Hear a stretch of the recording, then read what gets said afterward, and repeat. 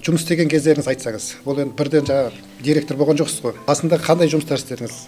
Кез келген жерде не деген бар ғой бізде, трайбализм деген бар ғой, руға бөліну деген сияқты. Енді Найман жалпы көп айтылатын ру ғой. Сол кезде біздің коллективте сол Найман жайлы көп айтылатын аса пысық, жаңағы ерекше ақылды деген сияқты әңгімелер. Біреу қызығушылықпен қарайды. Сол кезде біздің бас директорымыз кореец болды, мысалға. Ол анау ру ел деген нәрсені ұқпайды. Бірақ жылдың соңында аса еңбегі сіңген, аса нәтиже көрсеткен жұмысшыларға, қызметкерлерге бір марапат көрсетеді. Есімде бар, 3 адам сондай марапат алдық, қосымша премия алдық. Бас бухгалтер, юрист бала, сосын мен.